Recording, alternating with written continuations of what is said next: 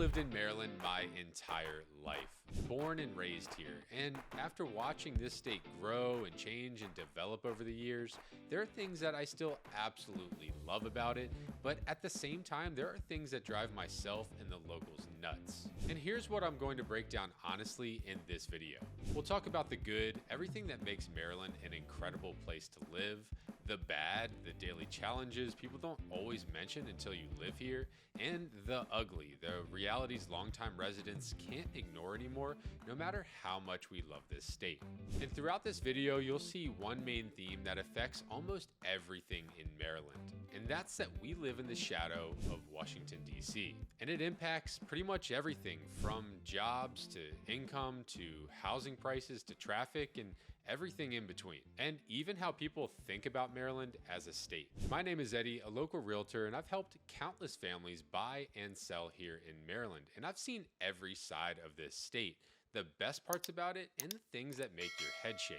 So this is going to be my firsthand, honest take, and let's just start with the good things. You get an insane variety without having to move states. This is one thing Maryland doesn't get enough credit for.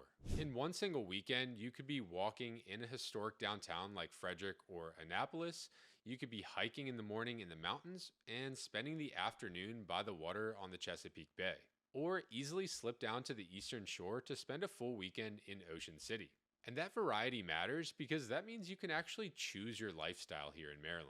And the access is real here. Maryland is basically a big hub to so many great things around it. With it being somewhat of a smaller state, you can easily get to DC, Virginia, West Virginia, Delaware, and even to places like Philly and New York City on a pretty reasonable timetable. I'm talking without hopping on a flight and easily just driving in your car. But if you did need to catch a ticket to somewhere farther away, you're likely close to one of the 3 major airports in the region. And that's what makes Maryland one of the best travel hubs to live in, because you can easily fly wherever you need to go, and the drive is likely under an hour to that airport. And for a lot of families, that access is the reason that Maryland works for them. You can live somewhere somewhat calmer, but still have access to major job markets. And my next thought on Maryland is that there's a find your lane type of vibe here. There's those close-in suburbs to DC for people who want easy transit and convenience. And then there's the family suburbs, the quieter ones with highly ranked schools and amenities. And not too far away, you have quiet homes on the water where you can live that salt life. And if you're into the action, cities like Baltimore have the nightlife, and it's the perfect spot for young professionals. And I see this with clients all the time. They don't want Maryland, they want a specific lifestyle that Maryland offers. And if you're not sure where to find your lane because there's so many places to live in Maryland, that's exactly what I'm here for and what I help my clients with when they reach out to me. It's hard to pick between the thousands of neighborhoods and hundreds of suburbs in a state, but it's easier when you have an advisor on your side, and you can text me or email me, or even better, set up a one-on-one call in the link in the description, and I'll help you narrow down that list instead of 100 places to maybe 5 or 6. And the other positive thought I have about Maryland is that the food, the local spots, and the community is much better than people think. Maryland is much more than crabs in Old Bay, and yes, we do have that too in our Smith Island cakes that are famous here, but the Maryland food scene is surprisingly good, and that's because we get the overflow from DC. Places where top chefs go to cut their teeth and end up going out into the smaller cities in Maryland to open their own restaurants. And on top of that, the coffee shops and breweries are legit here in Maryland. They take them very seriously, and people are really discerning about their coffee and beer. So if you're into high quality brews, this could be the spot. And if you're looking for a community where you actually have events and you know your neighbors, Maryland is chock full of them. And there are so many to choose from where you can actually feel like you're a part of something rather than just sleeping in a house in a neighborhood. And that connection matters to some people more than they think. Now, when I think about the good things about living in DC's shadow, there's definitely a good handful of them. And we'll talk about the big downsides in just a second. Because we're so close to DC, Maryland has a huge amount of economic stability. Even in times like the recent Doge fiasco that we saw, where people were losing their jobs, this area still held up incredibly well. And while those things are never fun to go through, they're very rare here in Maryland. And living in that shadow of DC means that there are high paying jobs. There's government and contractor work, major healthcare, tech pockets, and just a lot of people with steady careers. And that stability is a big reason that Maryland remains resilient when the markets get shaky. But there are definitely some trade offs to living in that shadow of DC. Higher incomes in the DC market means that the surrounding areas feel the effects of higher housing prices. People tend to escape the city to get better prices elsewhere, and the same thing happens in the cities that they move to, and people just get pushed farther and farther out. Competition also remains strong in a lot of neighborhoods in the DC suburbs, meaning that even in slower markets like recent years, you're still competing with other buyers who are pretty cash heavy. And if you're coming from a place like the Midwest, the housing prices for a normal home here can feel pretty insane. On the other hand, if you're moving from a place like California, they could actually seem much cheaper. But even people that grew up here can sometimes ask themselves, wait, how can I even buy here? And that shadow also brings the traffic patterns along with it. The way that traffic moves in Maryland is almost entirely dictated by Washington, D.C., with a much smaller portion dictated by the Baltimore metro region. But highways like I-270 have its own personality, and the 495 Beltway pretty much does what it wants around DC. And your commute will change drastically depending on whether you have one accident or one bottleneck.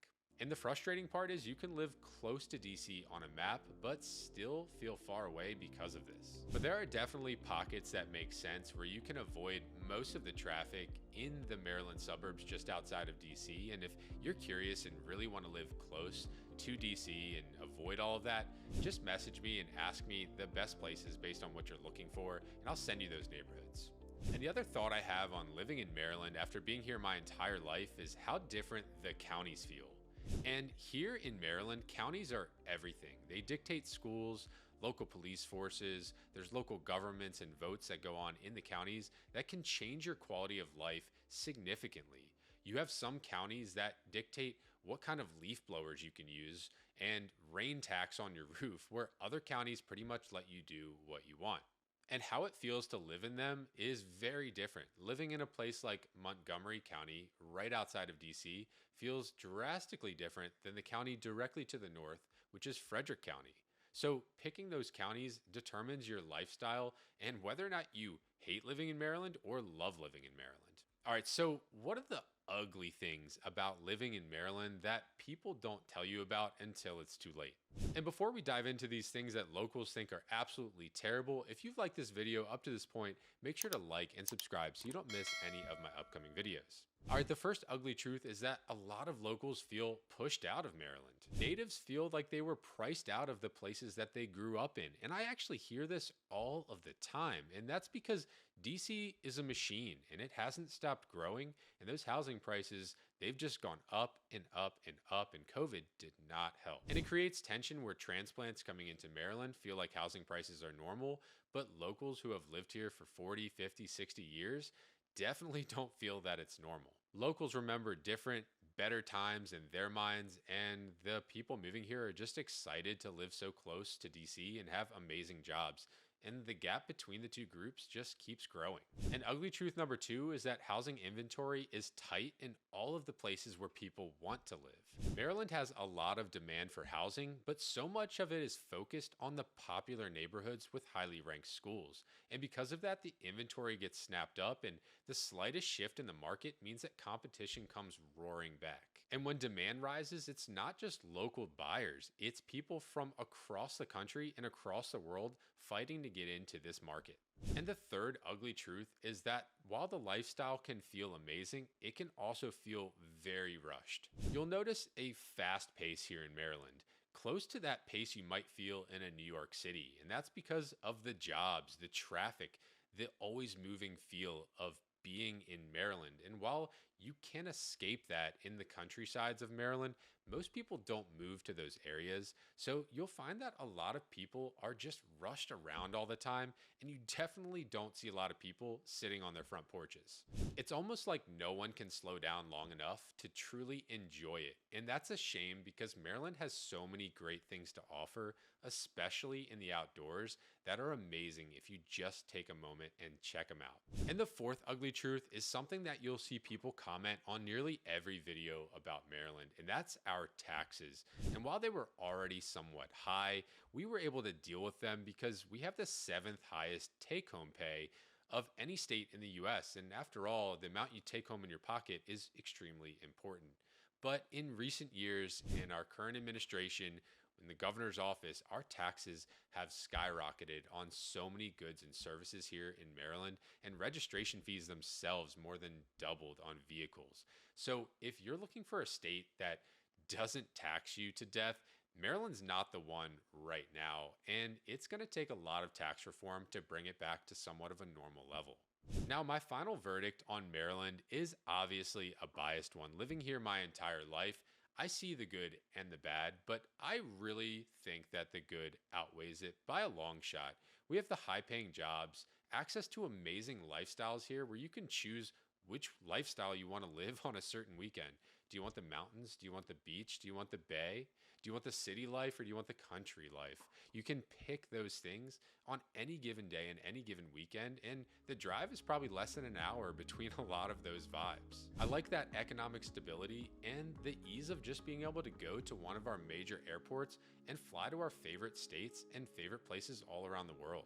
But locals absolutely cannot stand things like traffic and taxes and having to feel busy all the time. And while some of those you can change a little bit, they're major considerations. And if you're looking for somewhere with cheap housing and the slow pace of life and not much going on, Maryland might not be it for you without going into the countryside.